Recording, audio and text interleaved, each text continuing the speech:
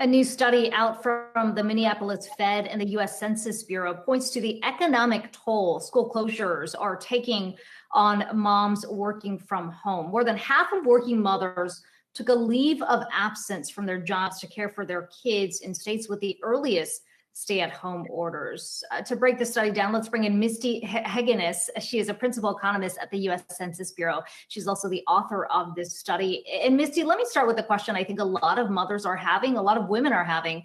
Why is the burden falling so much on women when you've got both parents working from home right now?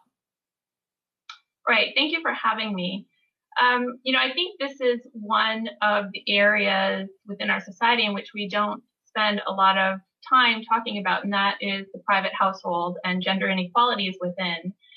So while we've made lots of advancements in formal labor markets in terms of gender equality, there's still a lot of work to be done within households. And when you have something like a national pandemic that is really affecting, driving everybody back into their households, you see this inequality exacerbated. So let's talk about the numbers that you found here. I mean, we just highlighted the first one, more than half of working mothers taking a leave of absence. What did you hear from mothers in this study as you conducted it in terms of the decisions they had to weigh before ultimately taking that decision to step back away from work? Right. So just to be clear, my study really focuses on the immediate impact right at the very beginning of the pandemic. So if you think back to March of 2020, and what I'm looking at is initially when parents were not expecting schools to close, and then they did, what happened? How did parents react and respond? And so what I found is that mostly it was working mothers who ended up taking leave to provide care for their children and supervision for their school-age children within the household. And I didn't find any effect of fathers taking leave.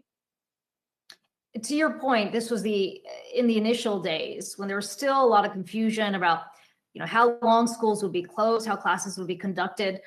We're now looking at the fall classes, fall courses. A lot of schools are still continuing with online learning. What's the economic impact? The longer this lasts, the longer a lot of mothers have to juggle these two. Right. So if you care about economic growth and you're interested in advancements within society, I think we really need to be concerned about this.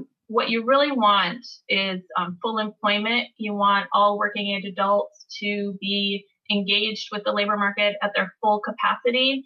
And we're basically cutting mothers of school-age children off at the knees, and even mothers of younger, early childhood age children, when we don't have a system in place that allows for the secure supervision of their children while they're working. So I really, this is really going to be a significant issue in the fall. We're going to see probably a lot of women leaning out of the labor market. They're either going to be taking time off to care for their children while their children are doing virtual learning, or they're going to quit their jobs. They're going to detach from the labor market altogether. And this is, has the potential to hinder growth.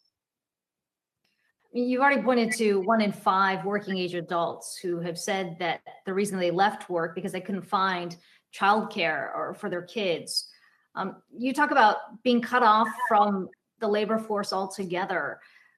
Can you speak to the challenges of getting back in the workforce if, in fact, this leave continues for another 3 months, another 6 months?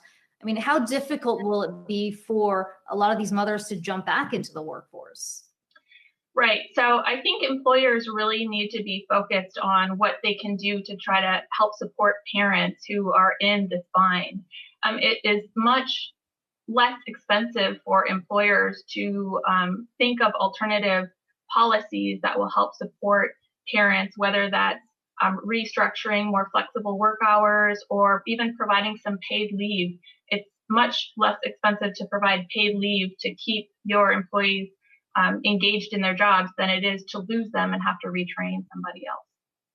Yeah, certainly a topic that will no question be followed, or we will continue to follow over the next few months. Misty Heggeness from the U.S. Census Bureau, appreciate your time today. Thanks so much.